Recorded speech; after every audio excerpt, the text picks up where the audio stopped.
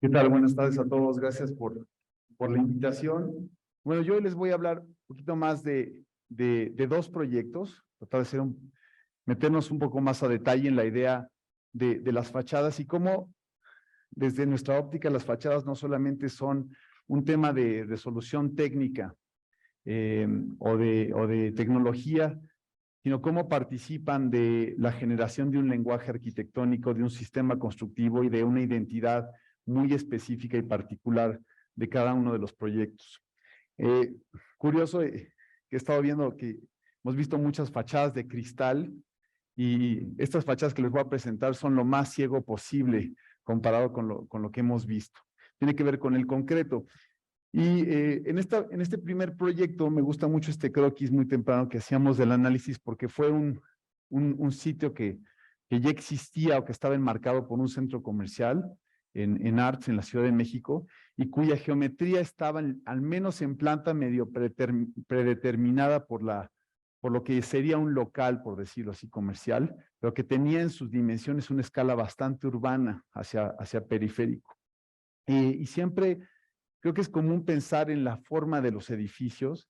Sin embargo, la forma desde mi óptica es el resultado del engranaje de las piezas y de qué hacen. Entonces, a veces hay que soltar un poquito la forma del objeto y empezar a entender las cosas que vienen como parte y privilegiar ahí está, las partes. Entonces, ese es un croquis que de alguna manera resultó incluso hacia el final, pero que muchas veces el cómo llegar ahí me parece más interesante.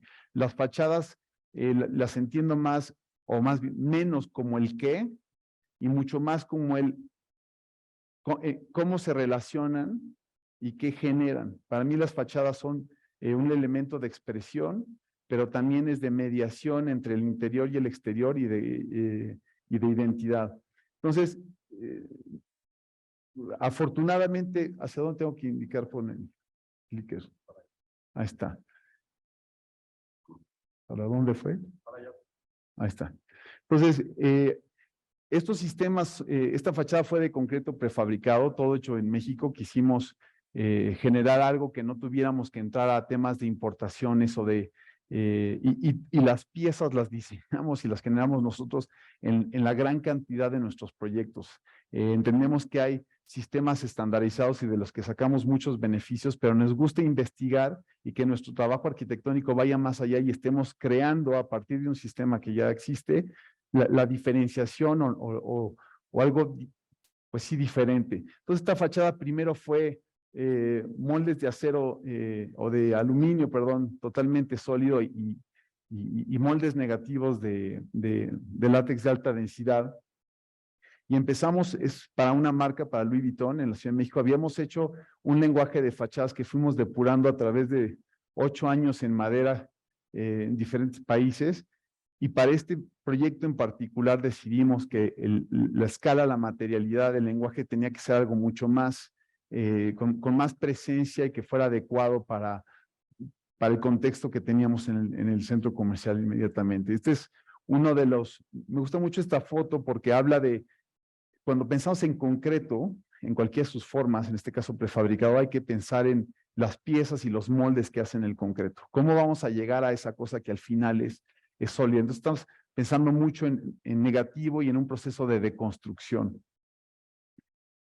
Estos son los moldes y ahorita verán por qué, cómo empezamos a pensar las piezas. A veces queremos un muro completo colado o quisiéramos precolarlo completo, pero aquí entendimos que teníamos que trabajar más con un sistema de tabiques de concreto que nosotros diseñaríamos para que pudiéramos tener diferentes opciones de pixelados o de interrelaciones estructurales. Y entonces empezamos a hacer estos grandes, esto se hizo en Yucatán, con una empresa que se llama Predecon. Hicimos los moldes que ven aquí de concreto responden primeramente a una cuestión de contener la forma. El molde de látex de alta densidad partió de los moldes que habíamos hecho de aluminio sólido y después teníamos que dejar pasar ciertos tipos de barrotes y varillas para un sistema de postensado que nunca iba a estar en ortogonal, iba a estar en diagonal, porque la fachada tendría que expresar los ángulos de la imagen comercial de la marca. Aquí está un poquito en el proceso de precolado. Algunos de los paneles llevan ahogados unos ángulos que después van a servir para sujeción a sistemas secundarios de anclaje de acero en la fachada. Y bueno, aquí estaban empezándose a colar las piezas que acabamos decidiendo hacer módulos de 3 o de 2 piezas para poderlas intercalar en la fachada y que tuvieran esta gran precisión. La pieza no solamente tiene una inclinación en el sentido XY, sino que también sus caras interiores tienen un ángulo y eso nos permite hacer que la pieza se pueda desmoldar más fácilmente y además tener facetas de sombreado cuya lectura va a ser mucho más especial una vez construida la fachada. Nuestro rango de tolerancia para una fachada prefabricada era de 2 milímetros. Fue algo increíble el proceso. Aquí lo estaban colocando y este fue un mock-up, un ejemplo que hicimos de tamaño escala real para poder apreciar si las diferencias que hacíamos entre paneles 100% sólido al panel que se convertía en celosía y las diferentes graduaciones eran las correctas y nos gustaba, etcétera. El espesor del panel lo determinó la estructura que necesitábamos ir ahogando adentro, la cantidad de recubrimiento de concreto alrededor de las varillas del armado de cada panel y también el sentido de transparencia que queríamos lograr con estos paneles. Siempre aprovechamos nosotros para hacer incluso aquí experimentos y tryouts de todo lo que tiene que ver con iluminación exterior, interior, punteos. Aquí aprendimos, interesantemente pueden ver estos torones postensados. Este era un solo panel que se armaba en el piso, que se generaba cierta tensión y después se levantaba con dos poleas y se colocaba, pero ahí la flexión del sistema y del momento fue excesiva. O sea, afortunadamente vimos que eso ya en sitio iba a ser muy problemático porque además no siempre teníamos el espacio libre arriba de nosotros. Iban a haber cantilevers o techos y entonces los volteos no los íbamos a poder tener. Y ahí fue cuando decidimos que nos iríamos más con piezas que en lugar de ser grandes porciones de muro, fueran piezas mucho más individuales. Este es un diagrama muy básico de la fachada. En algunos momentos tenemos aperturas importantes para ver al interior de la tienda, para tener displays, pero tenemos desde la celosía hasta el panel que es totalmente sólido. Esto además se construyó en un edificio prefabricado sobre una losa de un nivel, o sea, la plaza es un nivel 5 y ese sistema son losas prefabricadas también. Entonces sobre esas losas había un relleno de aproximadamente 90 centímetros que tuvimos que abrir y generar una franja donde ahogamos 3 perfiles de IPR que sirvieron como nivelantes. Es una fachada muy larga, tampoco podíamos asumir que el nivel nunca iba a cambiar y donde entonces se apoya esta primera pieza o tacón que genera el punto de partida para cada una de los vértices de las piezas. Este es parte del proceso de instalación, donde pueden ver aquí la cabeza del IPR, después vienen los ángulos ligados a los tacones de inicio, que ya tienen las primeras varillas que serán continuadas a través de las piezas y que aquí pueden ver que van surgiendo y que además van pasando en ambas direcciones. Todo esto a la vez de tratar de que el lenguaje sea totalmente fiel a la identidad de nuestro cliente, porque la proporción que deben de guardar los elementos tiene que ser determinada para que no parezca otra cosa o para que no parezca, o deje de parecer que es la marca, ¿no? Aquí está un momento de esa colocación. Pueden ver el tema de los junteos. Aquí eran juntas de 4 a 6 milímetros. Me gusta mucho, se entiende la pieza por el corte y después obviamente viene un proceso de sellado, de silicones especiales, de junteado, de de raspado, etcétera, ¿no? Y cómo, pues aquí, de partir en recto se tiene que inclinar. Era repito, una fachada sumamente larga y que además iba doblando en ángulos muy caprichosos por el límite de la propiedad y que después además se inclina. Entonces, en la inclinación de la fachada que ahorita veremos, tenía que coincidir con una vuelta de más de como 60 grados y una inclinación geométrica. Este es el resultado.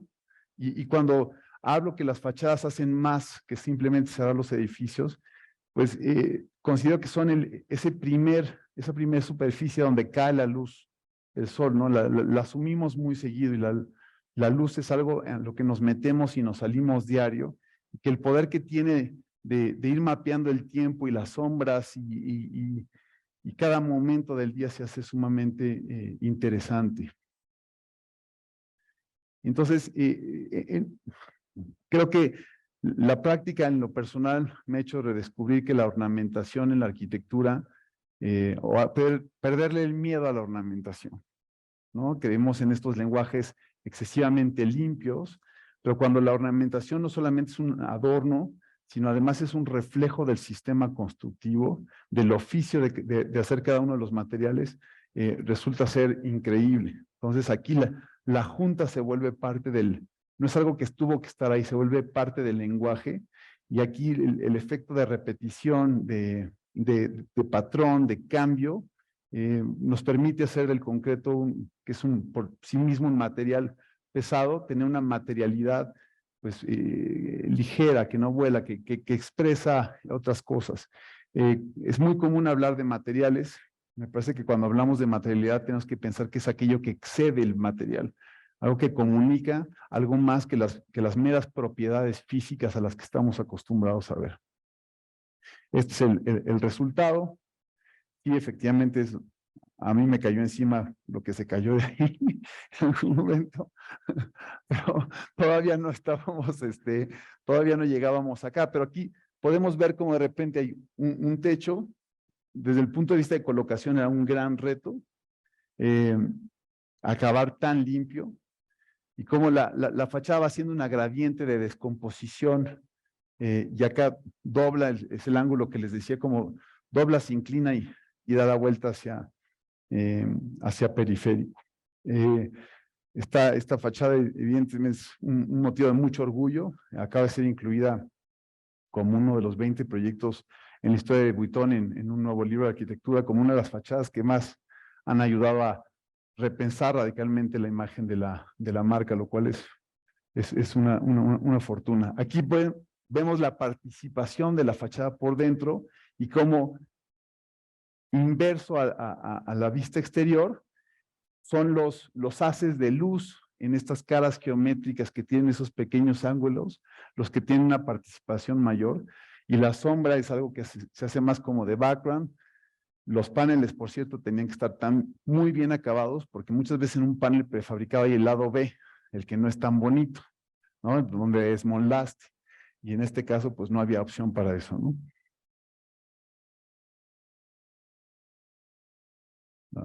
Visión nocturna. Y este otro proyecto, lo hicimos en el 2014, es una quinta de 1906 que está sobre el profesor Montejo en Mérida, es una casa museo protegida por el INAH, y solía rentar sus jardines para bodas, ponían lonas, se les llenaban de agua en las tormentas, y una lona para 200 no es igual que una para 1200 asistentes. Nos pidieron un techo, literalmente un techo, y pues evidentemente era trabajar con el INAH, pero sobre todo con una preexistencia de una casa clásica y bellísima del Paseo Montejo. Entonces, en ese entonces, nuestro análisis fue justamente la fachada como espacio, no como imagen pictórica, ¿no? Y en lugares como Mérida, la fachada es el pórtico, es esa negociación entre el interior y el exterior, es donde la vivencia del edificio es mucho más interesante, y partimos de ese análisis a reinterpretar la estructura del pabellón atrás. Hicimos un pabellón que no fuera un techo, que se pudiera cerrar o abrir, pero que en realidad su programa era estar vacío. Hubiesen bodas o no bodas, tenía que llevarse muy bien con esa casa. Y este me parece un ejemplo muy lindo de un edificio que es fachada, estructura, acabado, espacio, todo al mismo tiempo, ¿no? Y donde una vez más el tema de prefabricación, de planear las juntas, de decidir cómo se modula, se expresa en la arquitectura y no es una consecuencia de un producto necesariamente sacar la repisa. Entonces, este edificio produjo, más allá de la arquitectura, un cambio institucional en el cliente. Después les prestaron un estacionamiento detrás de ellos para sus eventos, cerraron ese terreno porque se construyó un centro comercial y nos pidieron hacer un estacionamiento, a lo cual pues no nos negamos, pero dijimos, te hacemos un estacionamiento y algo más. Y analizando el momento de la ciudad y el programa arquitectónico y lo que ya son, les propusimos hacer un centro cultural. Hace 6 años, está recién terminado. Entonces, volvimos a entender por budget, por producción local, por adaptabilidad, que había que entender un sistema arquitectónico que hiciera todo, que fuera replicable, que lo podíamos construir rápido, que las grúas pudiesen entrar porque el espacio era, o sea, muchas razones también técnicas. Pero una vez más reinterpretamos esta idea del vano, de las columnas, del tablero, de la generación de pórtico como fachada, ¿no? Y lo fuimos llevando un poquito a desmembrarlo en piezas, en columnas, en paramentos sólidos que pudieran funcionar en un esquema donde abajo podíamos tener un estacionamiento semienterrado y arriba podíamos tener la libertad de poder estar moviendo, colocar las columnas de acuerdo a estas modulaciones posibles. Y que además, bueno, ahí está un shot rápido de cómo funcionó el edificio en su planta alta.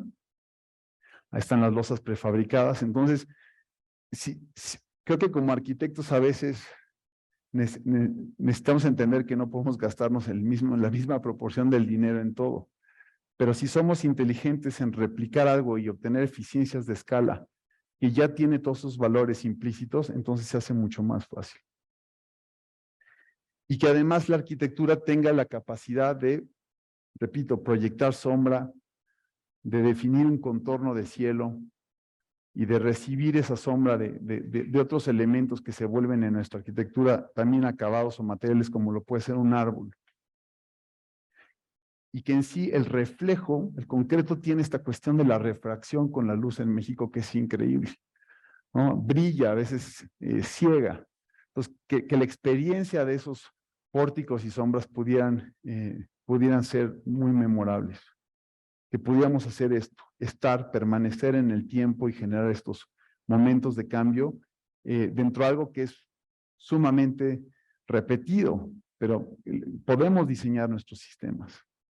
Estas ya son fotos en el proceso de montaje, donde pueden ver que había andamiajes para poner las traves. Curiosamente decidimos no poner la trave encima de las columnas, sino entre las columnas. Entonces las traves, los pueden ver aquí, son unas U's de concreto prefabricado que tienen un armado que deja un canal. Las columnas quedan con unos tensores, unas puntas de conexión. Se pone el andamio, se coloca la trave, se cuela ese segmento y ya que la compresión y la tensión están comprobadas, pues se puede empezar a desmontar. Y después simplemente se rellena, se pican o se perforan lateralmente estas traves para empezar a dejar caer losas tapa. Entonces, es un sistema que también podría ayudarnos a controlar una arquitectura más refinada en un medio que con todo respeto no está acostumbrado a ciertos alcances de técnica de obra y que nos podría dar un resultado técnicamente deseable y arquitectónicamente bonito. Aquí están procesos. Las columnas las liberamos para que hablen en un primer plano con las traves, haciendo que los muros se separen de las columnas. En planta estos muros son una especie de de U extendida charola, son más delgados, no son de 45 centímetros, pero crean un hueco detrás de este muro que nos permite pasar instalaciones y tener todo tipo de coordinación técnica. Pero deja, una vez más, o sea, aporta el lenguaje y deja hablar una reinterpretación en nuestra contemporaneidad de estos elementos y de estas vivencias que son tan importantes, ¿no? El frontón, el marco, la idea de moldura, la junta como receptora de la sombra, como articuladora de la escala, ¿no? Estas nos permiten, por ejemplo, el tener este remetimiento en esquina hace que podamos montar las columnas sin que se nos golpeen, sin que se nos chispeen, se manejan mejor, pero además bajan la escala, ¿no? Y el basamento, o sea, esto no solo es decorativo, genera una especie de índice que habla con la escala de la persona y todos estos remetimientos. O sea, el sol es un recurso tan increíble, sobre todo ahí en Yucatán, que siempre tenía que cambiar. Hay muchos tonos de luz en esta foto, por ejemplo, ¿no? Y simplemente son grados de sombreado. Y aquí deja de ser importante el elemento en sí mismo de la columna, del atrabio, del dado, y es el conjunto que empieza a generar un lenguaje consistente con un sistema que técnicamente es completo.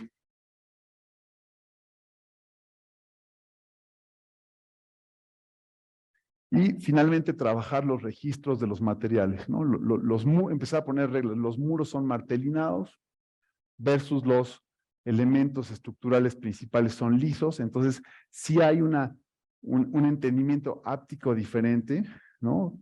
Y es el mismo material con diferentes registros que empieza a comunicar otras cosas. Y que, una vez más, vuelve a definir el cielo, que vuelve a enmarcar los árboles. Y la pregunta, ¿cuál es la fachada del edificio? Sino el mismo espacio por completo.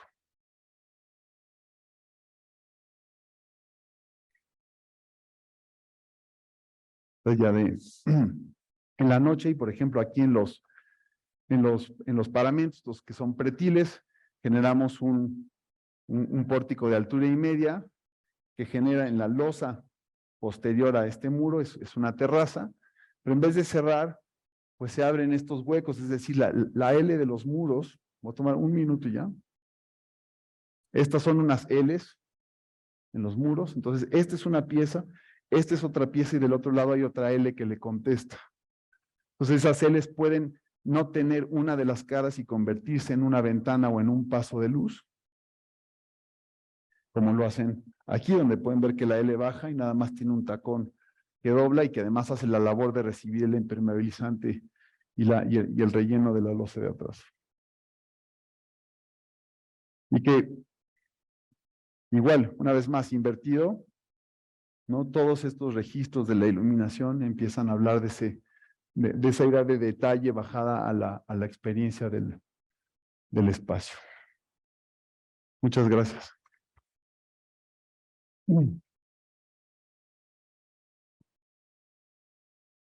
Bueno, gracias, Gustavo. Lo pongo acá para que te capte bien la cámara. Hay 240 preguntas, pero creo que todos están queriendo ir a comer, así que voy a reducirla. A ver, no dice el nombre, Ann pone nada más. ¿Qué software se utiliza para resolver las condicionantes de inclinación que se enfrentaron en la fachada para LB? Pues ahí usamos CAD, Revit, sobre todo lo hicimos bastante tradicional en muchos aspectos. El software más valioso en nuestros procesos se llaman las maquetas. Las maquetas. Yo te agrego la pregunta, ¿maqueta manual o en 3D? Ambas, hicimos ambas. Ok. Bueno, a ver, otra.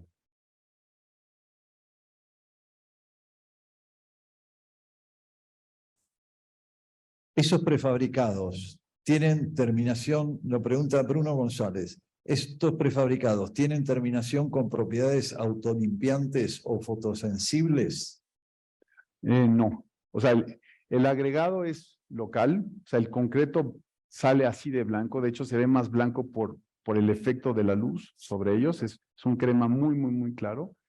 Tiene ciertos aditivos para no, o sea, que evitan la absorción y después al final se lija, se pule, Sí. no está pintado, es así, y después se le aplica un hidrofugante. Y es cemento blanco. Sí. Otra pregunta de Bruno González. ¿Qué material se utilizó para el molde del encofrado? Estos fueron moldes metálicos. Metálico. Sí. Sí, de hecho, los moldes de las columnas, por ejemplo, se abrían como, o sea, los 4 lados se abrían a manera de bisagras. No, bueno, el de Vuitton, el primero, hicimos el molde de aluminio sólido, después colamos moldes de un látex de alta densidad que regresa a su posición, y para los moldes fueron metálicos. Entonces, eso es interesante porque el molde muchas veces dictamina mucho del costo del proceso para piezas que no son estándar.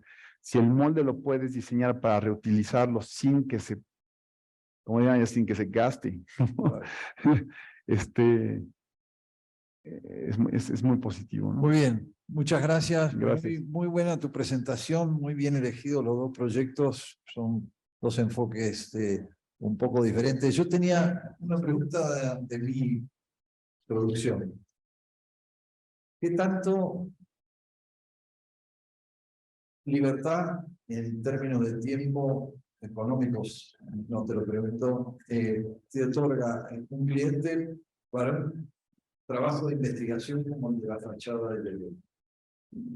Digamos, ¿cuánto te condiciona eso? Que muchos quisieran hacer investigación, pero lo condicionan los clientes, ¿no? Pues miren, en realidad, lo digo honestamente, es cero. La manera en que nosotros empezamos a trabajar con Louis Vuitton hace casi 11 años y no planeaban darnos ni siquiera esa libertad.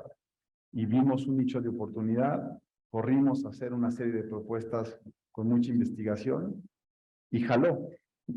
Y a partir de ahí, entonces, se empezó a hacer cada vez más un estándar. Pero, ¿cuánto tiempo desde la primera servilleta hasta terminado el edificio? Bueno, en Vuitton tuvieron que ser 6 meses, muy rápido. 6 meses. Estos fueron 6 años porque se cruzó pandemia, crisis financiera, todo. Muy bien. Bueno, muchas gracias. De nada, gracias a ustedes.